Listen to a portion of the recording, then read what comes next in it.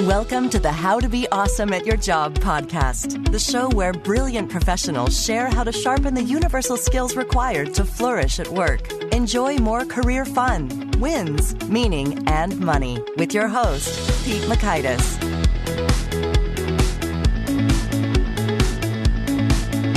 Hello, and thanks so much for joining us here for episode 226 with Cate Stillman. I think you'll find this episode particularly stimulating because Cate is a true expert when it comes to health, energy stuff, and we are talking all about how to bring that higher level of energy for more thinking, performance, productivity, creativity, brilliance to work each and every day. So you'll learn one, a small tweak in your eating habits that makes you feel so much better the next day. Two, why and how to deliver a self-massage. And three, how reducing stimulation leads to increasing energy. So if you'd like to check out the show notes or the transcript or the links to items that we referenced here, you can find that on over at awesomeatyourjob.com/ep226. And while you're at awesomeatyourjob.com, I recommend you check out some of our cool stuff. One thing I'll point you to here today is just the Gold Nugget email list. So if you find yourself running or driving and wish you could take notes, but you can't for the episodes, we take the notes and send them right to you each time a guest goes live. And you can sign up at awesomeatyourjob.com or texting NUG, that's N-U-G, to 444-999. If you text NUG, N-U-G, to 444-999, you can sign up that way. Now, here's Cate's story. Cate empowers Thrive seekers to uplevel their health, their careers, and their lives in real time. She also teaches wellness pros to grow their impact and their income. Cate created yogahealer.com in 2001 and has since helped thousands of people thrive in their health, their families, and their communities. Cate splits her time between the Teton Valley and Punta, Mita, Mexico, so she can enjoy mountain biking in the summer and paddleboarding and surfing in the winter. Here's Cate. Cate, thanks so much for joining us here on the How to Be Awesome at Your Job podcast. Yeah, I'm psyched, Pete. Oh, yes, me too. Well, I had so much fun meeting you at Podcast Movement, and I was really impressed with a lot of the wisdom that you have to share. Well, maybe you can orient us first and foremost. What is, if I could say the word right, Ayurveda? And how could that be helpful for professionals? Yeah, so Ayurveda, it's the healing tradition that comes from India that co-arose with yoga. So if you think of yoga and Ayurveda as different sides of the same coin, this is how it's often described. So yoga is the path of enlightenment, and yoga is how do you have a healthy enough body so that you can have higher pursuits like enlightenment? Right? How do you optimize your physiology, not just on the physical level, but mental and emotional? Because anyone who's ever been, who's ever attempted a meditation practice knows that, like, if you're in physical pain, you can't meditate. And if you're also in a lot of like mental and emotional turmoil, there's not a lot that you can do in terms of these deeper, higher pursuits that yoga is really all about. And so the Ayurveda was always the backdrop, the backbone. How do you optimize your health so that you can get on to like the bigger and better things in life? Oh, certainly, yes. And well, I don't know how high this pursuit is in the grand scheme of your yoga healer life. But here we're thinking about when it comes to, I know I've experienced it in terms of just how much energy you have to bring to a given day makes a world of difference in terms of how much productivity and fun you're having during the course of just rocking and rolling in the course of just taking care of business productively. And so I am passionate and fascinated to learn more about more energy and how to get it and apply it and make it work so optimal performance unfolds. And your practice is just exploding over there. So it all seems to add up that you figured out a thing or two that is certainly applicable for professionals who would like to bring more energy into their work lives each day. How would you start us off toward that goal? Yeah, I mean, there's a lot at play. So in my work with Ayurveda, so Ayurveda actually means the science of life. And it just comes from observing the laws of the universe, observing our place in the cosmos and how in many ways, like our physiology, our bodies, our minds, in many ways, there's something that we inherit, right? Like you didn't design your body. Word. The one that you came in with, the one that like your mother birthed you. I've since sculpted it to a specimen. You since sculpted it, exactly. You sculpted it, but you did not have to design the operating system, right? And so there's like, well, who did? Or what did? Or what forces did design the operating system of the human physiology? And as soon as we start asking those questions, we start getting actually kind of more interested in the past in order to optimize our future. So if we start to understand like, oh, well, we're smart monkeys, we're primates. Monkeys are diurnal. They're not nocturnal. Okay. right? And we start to understand that we have had certain rhythms as a species, which involved eating during the day and sleeping at night. We start to understand like we'd like our food to be colorful because we use our eyes to sense much more so than in many ways our sense of smell. Whereas like your dog can eat in the dark, like you might find that you do not like eating in the dark, right? So these little things. I've never tried. Never tried. Try it. Seriously, like prepare an amazing gourmet meal and then turn the lights out and see your level of enjoyment. It's so funny that that's never occurred to me. I guess I had some popcorn recently at night and it wasn't amazing, but I was really hungry. So I appreciated it. Yeah. But if you're going to go to a 5-star restaurant, like you might notice, like you enjoy, if you've ever eaten like really good Japanese food, you'll notice there's like a lot of attention to the aesthetic. Right. And this is part of being a human being. We've like really well-developed eyes for color and our digestion is such that it's been optimized to digest food during the day. And our sleep patterns are optimized for darkness. Okay. So I'm with you there. So there's some fundamental principles that have deep ancient roots and they show up in our real lived experience. So I'd love it if we could kind of zoom into some of these particular elements. So let's start with sleep and doing it well, making the most of it so that it is super refreshing, energizing, and good to go. So your first pro tip seemed to be sleep at night.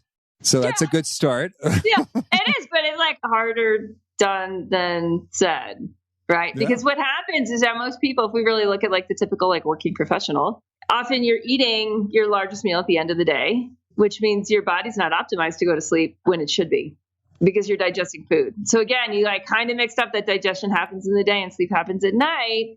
So we start to see how much our sleep is tied to our eating. But if we're eating our larger meal in the middle of the day, which takes some physiological retraining to do, and often we start to realize at that point, like, oh, but my habits, my food habits and my sleeping habits, they're not actually my own. They're cultural, they're familial. My habits are really tied to the people I live with and the people I work with. And this is where we start to really understand what's going on behind the scenes with why doing what seems best for the body to give us the most energy and the most focus is really, really hard for us to do. And the more we get clear on that, it's just like anyone here who's a project manager. And it's like the more you understand the problems you're trying to solve for in your project, the better it's all going to turn out. So that's kind of part of that research phase. Like, what time of day does your typical listener eat dinner?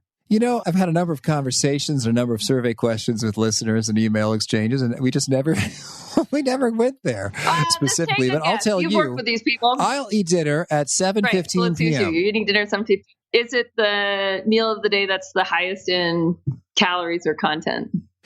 Often it is. I'd say sometimes we're even third. Sometimes the dinner is taking the cake. Okay, great. So we'll take that example. Usually it's protein laden, that it's just heavier. It usually has, just requires more digestive power. So then you're looking at least a 3-hour window to digest that meal. Okay. But if we look at how our bodies are optimized for focus and rest, we actually want to be lights out by 10. We want to be unwinding, especially if you're using a computer during the day. We're going to need some unwinding time, some unplugging, some reconnecting into natural rhythms, into actually like, oh, it's dark out. Like, okay, I'm going to let my eyes attune to natural light because that'll help me make realize that my physiology is tired.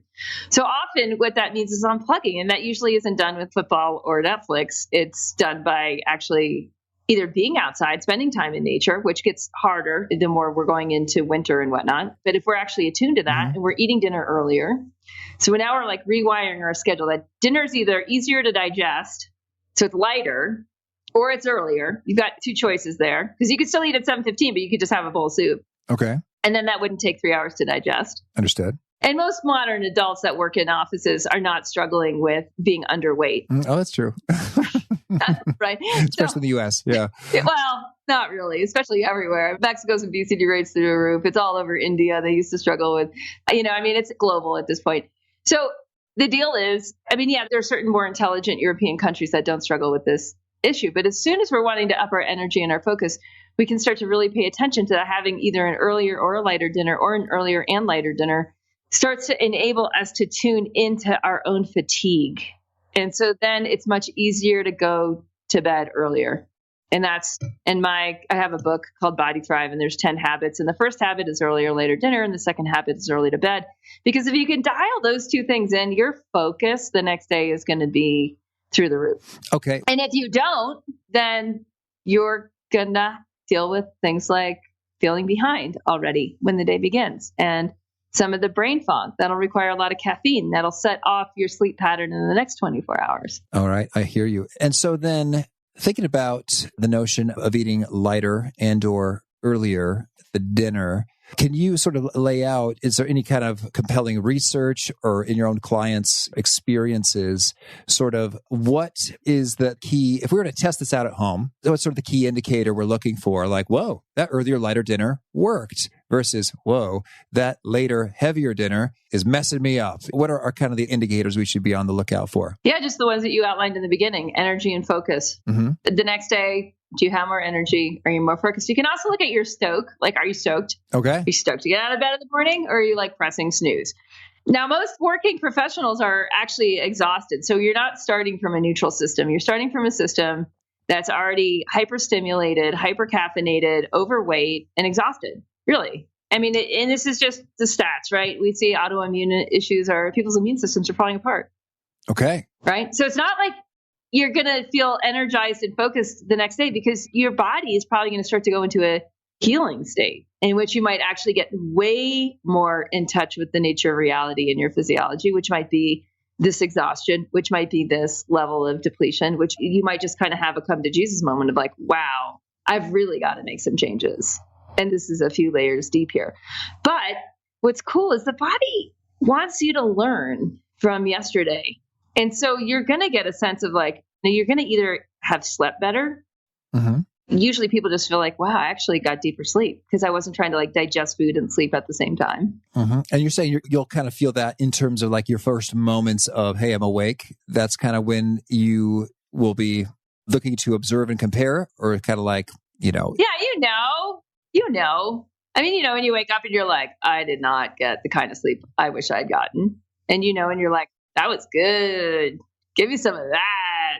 Oh, cool. All right. And you're saying that it's a pretty quick observation transformation, that an earlier, lighter dinner and an earlier to bed time is going to dramatically increase the proportion of mornings that you say, oh, yeah, that was good. Yeah. I mean, you can also do the opposite. So you can eat tonight, you can have seconds, mm-hmm. or you can have dessert later, and you can run that experiment too. Cool. And then the next morning, if it's like, you can just notice. So we're always running experiments. We're running experiments every single moment of every single day, right? We're running our own physiological experiments. If you don't feel great right now, if you don't have a ton of energy, if you're not stoked on your life, if you do a quick physical body scan and you're like, my flesh is not toned and lean, like you've got to run some better experiments, dude or dudette, right? Like this is how the body works. It wants you to learn from yesterday. So in Ayurvedic medicine, they say the number one cause of disease is, they call it prajna parada. It means a failure of the intellect. Mm. It also translates to crimes. Like, crimes against wisdom. Which wisdom? Your own wisdom.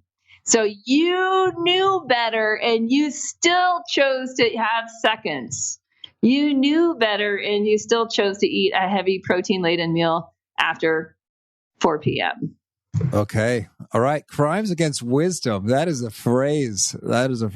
The number one cause of disease, meaning that you're designed to get smarter every day. All right. So crimes against wisdom, so we got a couple charges. I guess I've got some priors there. What are some other potential chargeable offenses that you see all the time and make a world of a difference when you run an experiment in the reverse way? And I actually have a webinar on these two particular habits. They kind of simplify things for people and make a world of difference. And the webinar is called Focus on Fit. And it's this thing I ran on, like focus on fit, not thin.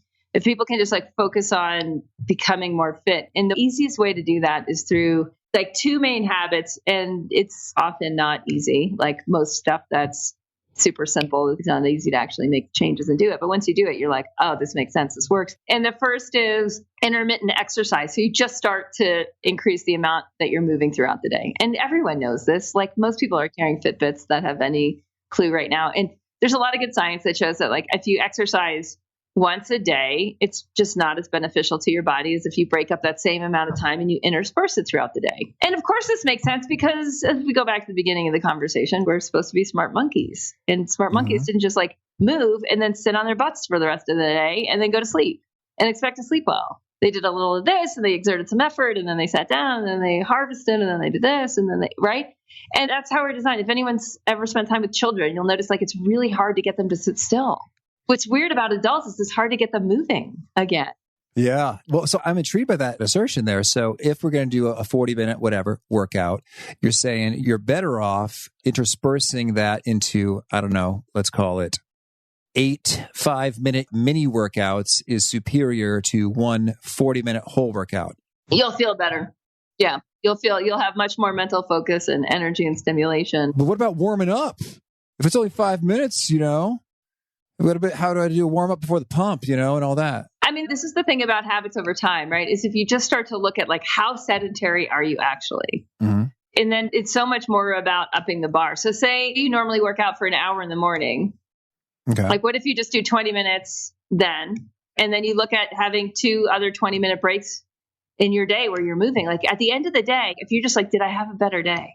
And you just start there. Well, what will actually usually happen to most people over time is that they still want to get in like a really, as you're getting more fit and you're getting more focused and you're getting more awake and you're getting smarter, you're starting to learn from yesterday and make tomorrow better.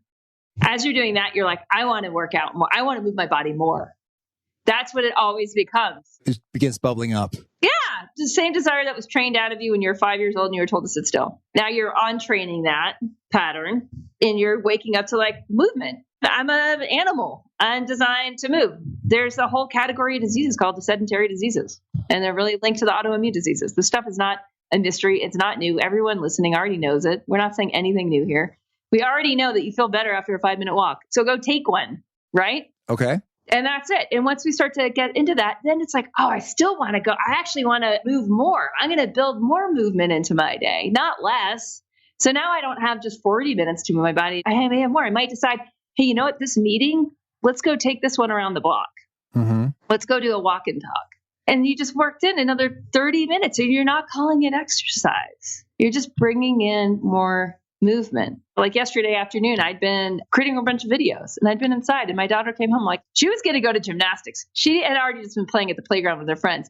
I was the one who needed the intermittent movement. I'm like, let's go jump on the trampoline for 10 minutes. She's like, yes, but she didn't need it. She was going to go to a 3-hour gymnastics practice after just running around the block, but I needed it so I can engineer my time with her so that it involves more movement. That's good. When we start looking for times to increase movement, we start finding time all over the place. Oh, examples, please. Well, just say you're walking to the bathroom and normally like hang out and chit chat on the way while you pass someone's desk. Instead of just being like, can I use that 3 minutes to find somewhere to do a little bit of movement? And some of you might be like, oh, I can actually walk up 3 flights of stairs and walk back down 3 flights of stairs and go to the bathroom and go back to my desk. But I just actually got I got my heart rate up. I'm now more in a peak state. My focus is going to increase. I broke up the pattern. So when you talk about movement, are you saying it doesn't matter so much what you're doing, whether it's walking or stairs or stretching? The more diverse, the better. Like, again, like we're so patterned. Like the typical person that works in the typical office building is incredibly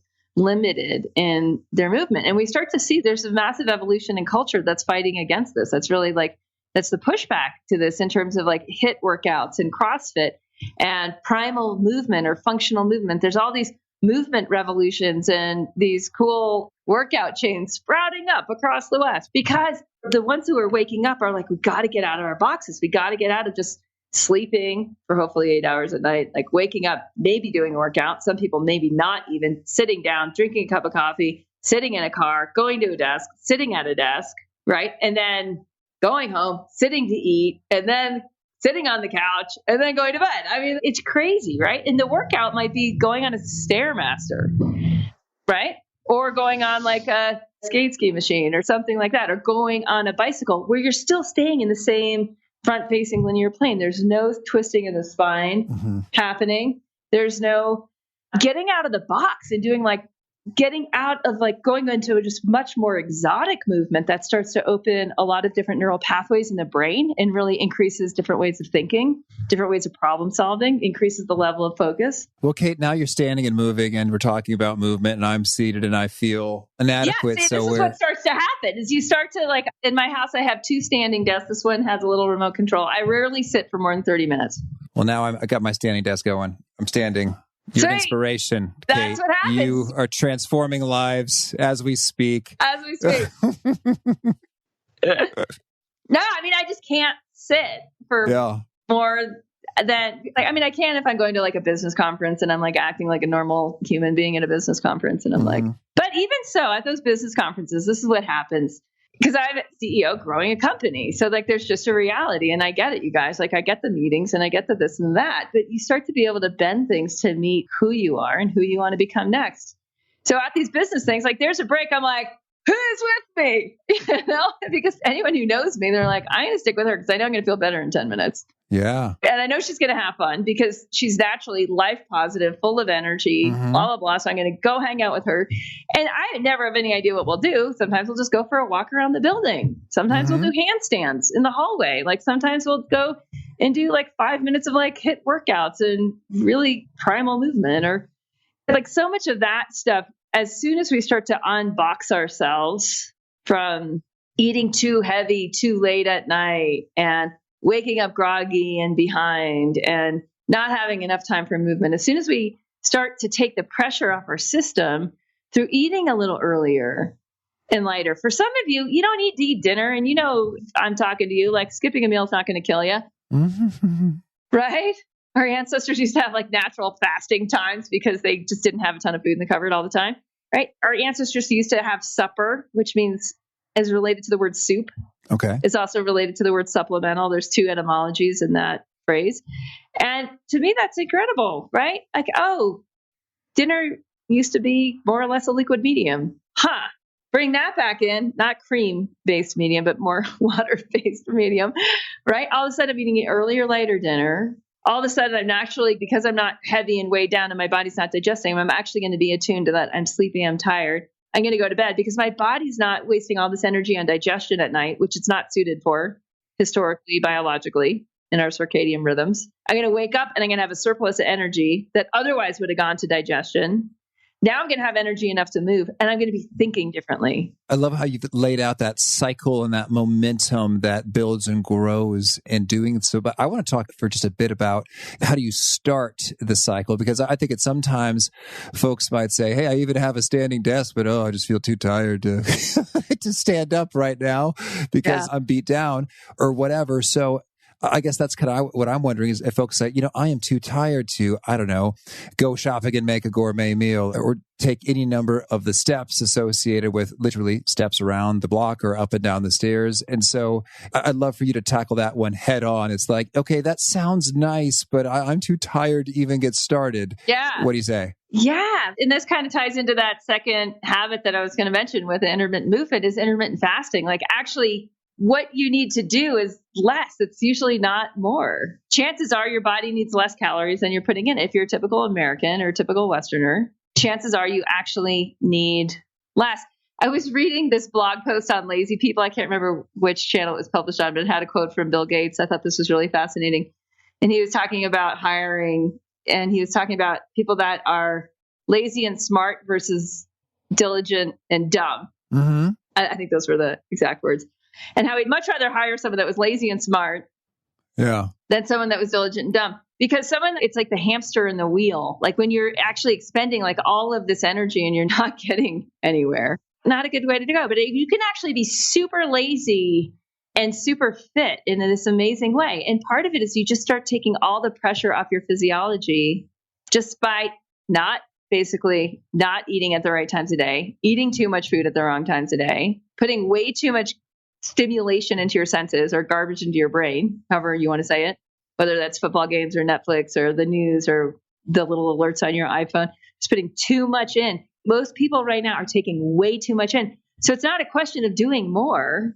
It's a question of just simply not taking in so much. So when you just say your specific yeses and then everything else is more or less a no, And the same thing, it becomes true with taking the load off your system. So you just say, okay, I know I'm going to eat out tonight. I'm going to order soup. I'm not going to watch anything when I go home. I'm not going to check my phone or my computer. But Kate, I'll be bored. What am I going to do? Chances are you won't. Chances are you really won't. Chances are you'll just be like, you'll sit with it for a minute. You'll be like, I actually want to do this. Or you might start to feel your own fatigue, right? And maybe you need to take a shower. Maybe you need to take a walk. Maybe you just need to sit and pet your cat or talk to your kid, right? And you start to realize that like the bliss that you've been looking for is right there all along. And that's why the habits of Ayurveda, the habits that I teach, and that's the backbone of my book and all that, it's like they're the habits that lead to enlightened living. They're the habits of bliss. They're the habits of deep connectivity. And you start to realize that like all of that sort of like external drive, that external stuff, that really starts to fall away. And you start to really fall in love with not just your life, but really like each moment. And that level of fulfillment that comes with that, it actually gives you so much more drive and focus.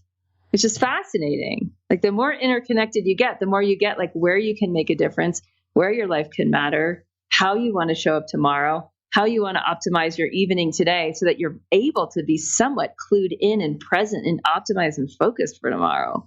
Well, it sounds like a beautiful picture that you're painting there and very, very appealing. And so you're saying it all starts with just subtraction instead of addition in terms of making it happen. Yeah. Most people are putting in too much.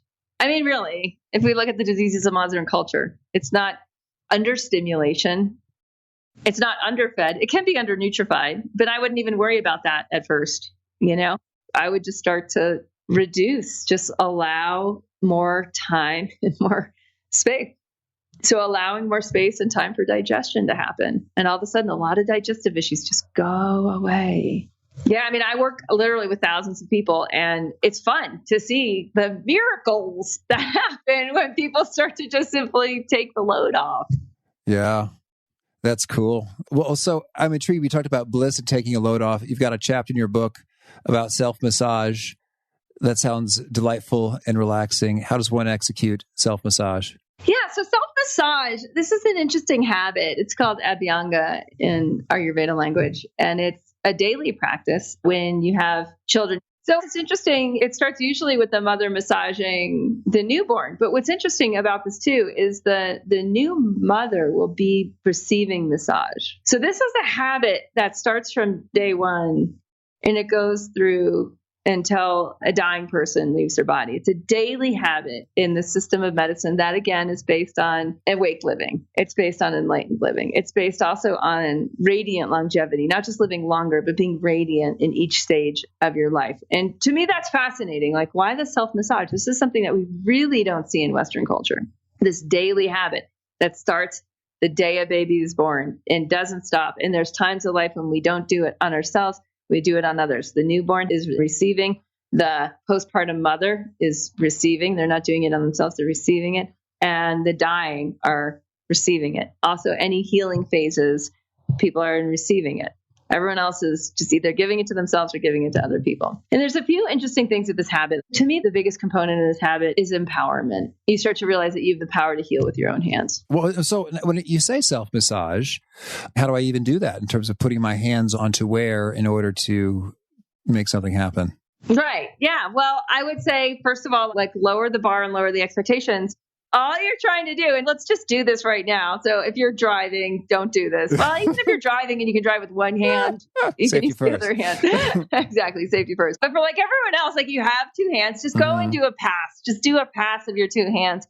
I have all my clothes on. So I'm doing this fully clothed. I'm going around my thighs and my butt and my hips and my belly and my boobs and my shoulders and my arms. And I'm just checking in and my neck and my face and my scalp. Oh, that's kind of nice. And that's it. Yeah. Okay. And that's it.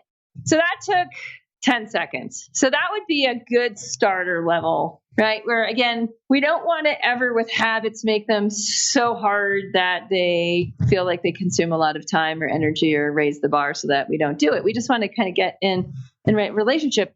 And all of a sudden in that, you're like, wow, this feels kind of good. Some people may have the experience of like, I'm repulsed by myself. And that happens. Say you're carrying an extra 100 pounds and you do it and you're like, I don't want to touch parts of my body because that's how distant we've become from ourselves. This practice is incredibly healing and incredibly intimate and helps you move back in to yourself. So to some degree, it can just get us in touch with reality. We just pass our hands over our body and we're like, you know what? I really don't need to eat a bigger, heavier meal tonight. And that's maybe not the best reward for the promotion I got at work. Like that might actually leave me not feeling as good tomorrow when I pass my hands over my body. So that's one thing is we're getting a check-in. We're getting another set of data. We're getting more input in terms of, hey, what is my body? What does it need? What does it want next? Right? Some of us may have done that and just been like, oh, I need to get more touch. Like I need to actually like schedule a massage with someone. And that can be really important information because it's like, if you don't get that, your immune system can break down over time. That's a big deal. Autoimmune disorders are horrible and they're hard to recover from. So that can be a thing. But then another thing will start to happen. You start to discover like, you're just like, all of a sudden you're just put your elbows on your desk and you're just rubbing your temples and you start to rub your forehead and you start to rub your scalp and you find this point, you're like, oh, that feels really good. And you just do that for a moment and then you go back to your work. Mm-hmm.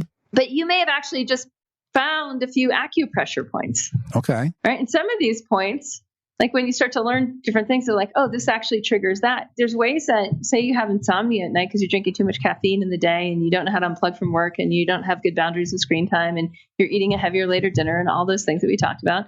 And you're not sleeping well and your mind's racing. There's points and one's on top of the head, the crown of the head, and then another's about 4-finger what's behind that towards the back of the skull. When you rub them, it actually drops your nervous system down. Yes, if you place the base of your palm at your hairline and go all the way back to where your middle finger touches and rub there, it's a really good one for like diffusing more of like the alpha, beta, busy mind brainwave state. Okay. Well, there you go. Pro tip. Yeah, pro tip. So there's a lot of power that comes when we start to take healing back into our own hands. And for those of us who are raising children or who have elders living at home, when we start to actually take that power back into the household, that it doesn't take a professional massage therapist to help heal with hands. And I know for being a mother, I have a 9-year-old, you know, she'll just come to me and be like, she's a gymnast. And so like last night, she's like, there's something going on with my thighs. So the first thing I'll do is be like, great, go take a steam shower and then I'll give you a massage and we'll just see what happens. We'll maybe break out some essential oils and get crazy and see, but the power of healing's in our own household because she's been raised in this habit. That's awesome. Well, Cate, tell me, is there anything else you want to make sure to mention before we shift gears and talk about some of your favorite things? No, I'll just let you lead from here. All right, let's do it. How about a favorite quote, something you find inspiring? Well, today I'm definitely inspired by that lazy and smart and really looking at that efficiency, right? I would imagine like all people listening here are really quite aware of how you can generate more work for yourselves. All right. Right? And that same thing's really true with your own health and fitness and wellness is like, where are you making it hard? Whereas if you're actually a little lazier, like, what happens if you just don't do dinner tonight? You know, people find with this is so surprising. They're like, oh my gosh, I have so much more time. Yeah. It doesn't have to be a gourmet meal. What happens when it's actually like when I start to lower my bar? One of the things that I have found with very productive, very healthy people is their diets are incredibly simple most of the time, and then slightly outrageous some of the time. You know what I mean? Like, so they'll go out and they'll go to like a 5-star sushi restaurant and like go big. But like for the most of the time, they're keeping their parameters incredibly simple around their food or their nourishment, around their sleep, around their body movement, so that they can live an incredibly ecstatic professional life. Sounds good. Nice. And how about a favorite book? Working with the Law by Raymond Honeywell. Have you read that one? It's an old one. I learned about it from David Nagel, who's like a wealth coach. He helps people develop more wealth. And he did this whole training I purchased with him on like wealth and abundance years ago. And I ended up listening to that training again and again and again. And he ended up quoting Raymond Honeywell again and again and again. And finally, I bought Raymond Honeywell's book, Working with the Law. And what's really beautiful, it's just based, just like Ayurveda, it's just based on observing the universe that we live in as a human being. And there's so much in there just about relationships and about thriving, whether it's in body, whether it's in mind, spirit, wealth, etc. It's an old book. Not many people have read it. Never hit the New York Times bestseller list, but Working with the Law. It's good. Oh, thank you. And is there a particular nugget or teaching that you have, a Cate original, that seems to super connect and resonate with folks you work with? There's so many. I often try to simplify our anatomy and physiology. Do you coin the term pooping champion? Yeah. I thought that's very simple. Very simple. We're really big on that, like being a pooping champion, which brings me to, very accurately, your pie hole and your poop hole. And I've gotten a lot of flack on this from my tribe, my newsletter list, who's like, pie hole so negative, it's so derogatory. I don't mean it in a negative derogatory sense. I just mean like, I like pie. There's a certain hole that pie goes in, and there's a certain hole that poop comes out. Now, with your pie hole, you just want to start paying attention to like, how many times a day are you inserting nuggets? And how many hours a day? And this is where a lot of the research with intermittent fasting I find really fascinating. It's like if you just sort of tighten that up so that you're only eating 2 to 3 times a day as an adult, right? And if you allow that time between supper and breakfast or breaking the fast to be at least 13 hours, like just that, you'll start to be able to burn your own fat. You're going to have a lot more leanness in your musculature. You're going to feel better. When you do self-massage, you can be like, I am hot. Like you're going to feel really good in yourself just because your body's actually burning fat instead of just storing fat because you're not eating so frequently and your body's needing to use what it's getting. So I have a checklist. I'm just seeing this right now at yogahealer.com/super productivity. That's one word. And that's where all of the habits are listed. So if that's helpful, if you're like, I need to find out more besides early or later dinner, early to bed, that's where those all are. Oh, cool. Thank you. Sure. And I was just going to ask, if folks want to learn more or get in touch, where would you point them? Yeah, I think just there. I think for this audience, like who are obviously into being focused, energetic, productive human beings, just yogahealer.com/super productivity. And that'll get you that checklist. On yogahealer.com is where I provide way too much content. So don't go there because you're already overstimulated and you need to unplug and go to bed early and enjoy some deeper rest. Okay. That's a nice... My next question was a call to action. Maybe it's just that. Don't go to your website and get some more rest. Anything else you would challenge? Do the obvious. Have soup for dinner. Okay. Like seriously, like be a cultural revolutionary and stop doing what everyone else is doing that's leading to the pain cave. Like stop eating as a reward for working hard at night. Like just stop overloading your system and stop overloading your mind with too much stimulation. Just give yourself a break today and enjoy the amazingness of your body and your mind because it's the most sophisticated piece of technology we've ever discovered. And enjoy the people that are in your life because they're there. And there's so much magic when you take out all of that excess and you start to live a little bit lighter and a little bit leaner, a little bit more spacious. Okay. Well, this has been so enriching. Thank you for this. Please keep on doing what you're doing and making the world awesomely yoga healed. You bet, Pete. I really dug what Cate had to say about the lighter and earlier dinner. And I would also add that applies to the alcohol you drink with dinner. For me, maybe I'm a lightweight, but not a huge glass of wine, but a smaller glass of wine. And an earlier enables the digestion and processing of that to happen earlier. Although I'm learning in terms of the experiment with the body, that if it's too light or too early, I digest that food so much and so fast that I wake up very hungry in the middle of the night. So be careful not to overdo it, dial it in just right. But I think the principle is applicable, and I'm starting to see a difference in sleep quality as measured both by just how I feel in the morning as well as the sleep monitoring devices that are available, whether it's Fitbit or S Plus by ResMed, whatever that may be. So cool stuff from Cate. I recommend you try out that and other pieces to make sure that you're bringing that energy to the table so you can look all the more like a rock star and just have more fun doing it. I don't know. That's my experience with energy levels is some work tasks that are like not quite fun and not quite boring. They're just sort of like in the purgatory or in the middle there. I bring a good level of energy to them. I can enjoy them. Whereas when I don't have that level of energy, I can't enjoy them. And so I think that makes a world of difference for the enjoyment, engagement, and fun, at least for me. So worth an observation and a test over in your world as well. So if you want to check out the show notes, the transcript, the links to items referenced here, that's on over at awesomeatyourjob.com/F226. And while you're learning and growing and experimenting, check out the linkedin.com/awesome as well. I think you'll dig many of the learnings that are available to you there. And there's more learnings coming up. We got Donald Kelly, the sales evangelist himself. It's not quite a revival, but we're having some fun talking about what does it take to be persuasive and influential. Whether you are in a sales role or not, I think we all have to do some persuading and influencing and getting folks to say yes. Donald shares some of those universal principles in a fun, engaging way. So I hope to catch you there. And peace. Thanks for joining us for today's episode. To get the most out of this conversation, visit awesomeatyourjob.com to find today's show notes, transcript, and infographic summary cheat sheet. For more entertaining professional skill sharpening, be sure to subscribe to catch the next episode of How to Be Awesome at Your Job.